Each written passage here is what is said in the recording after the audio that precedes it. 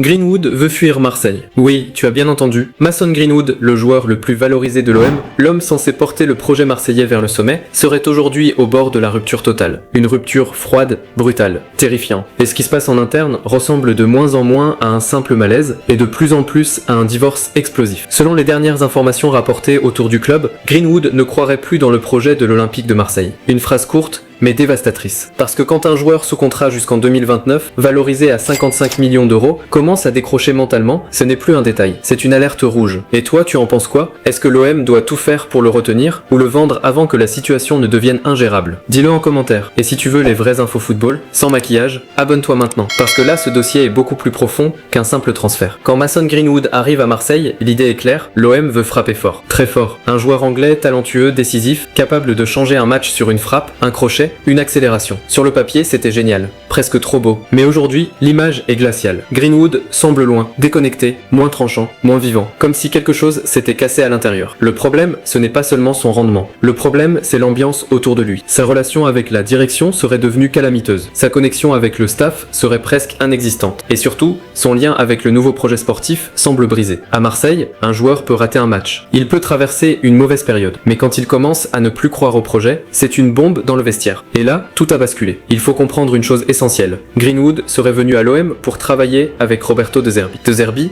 c'était l'idée forte, le coach moderne, le projet ambitieux, le football offensif, le cadre qui pouvait convaincre un joueur comme Greenwood de s'installer à Marseille et de se projeter sur plusieurs années. Mais De Zerbi est parti. Et avec lui, une partie du rêve s'est écroulée. Depuis ce départ, Greenwood ne serait plus le même. Moralement touché, sportivement moins brillant, humainement plus distant. Et ça, pour l'OM, c'est effrayant. Parce qu'un joueur de ce calibre ne se gère pas seulement avec un contrat. Il se gère avec un projet, avec une relation, avec une vision. Et aujourd'hui, cette vision semble exploser. Habib Bailly est arrivé avec ses idées, son autorité, sa méthode. Mais entre lui et Greenwood, le courant ne passerait pas. Pas du tout. Et quand ton joueur majeur n'adhère pas à ton entraîneur, tu n'as plus un simple souci tactique. Tu as une crise, mais le plus grave n'était pas encore arrivé. Dans ce dossier, un nom revient avec force, Mehdi Benatia. Le directeur du football de l'OM est un homme fort du projet. Il incarne la ligne sportive, il décide, il tranche, il impose une direction. Mais selon les informations rapportées, Greenwood n'aurait pas non plus une bonne relation avec lui. Et là, c'est dramatique pour Marseille. Parce qu'un joueur peut avoir un désaccord avec son coach. Ça arrive. Mais quand il n'a plus de feeling avec l'entraîneur, plus de feeling avec la direction, et plus la même confiance dans le projet, alors le divorce devient presque inévitable. C'est exactement ce qui rend ce dossier si dangereux. L'OM ne parle plus seulement d'un joueur qui pourrait partir. L'OM parle d'un actif majeur, d'une valeur énorme, d'un symbole sportif qui pourrait quitter le navire au pire moment. Et dans un club comme Marseille, tout va très vite. L'amour devient colère, l'espoir devient scandale, la star devient problème. Ce qu'il a fait ensuite a choqué tout le club. L'été dernier, l'OM pouvait fermer la porte, dire non, résister aux offres, protéger Greenwood comme un joueur intouchable. Mais aujourd'hui, la situation serait différente. Si le joueur veut vraiment partir, Marseille va devoir choisir le retenir contre sa volonté, au risque de créer un feuilleton toxique, ou accepter de négocier, au risque de perdre son joueur le plus cher. Et c'est là que le dossier devient terrifiant. Parce que Greenwood est estimé à 55 millions d'euros. C'est énorme. Mais qui peut vraiment mettre cette somme? La Première Ligue, très compliquée à cause de son passé extra-sportif qui continue de peser lourdement sur son image. L'Arabie Saoudite, moins évident qu'avant, car les grands chèques ne tombent plus forcément comme au début du projet saoudien. La Juventus, l'intérêt est évoqué,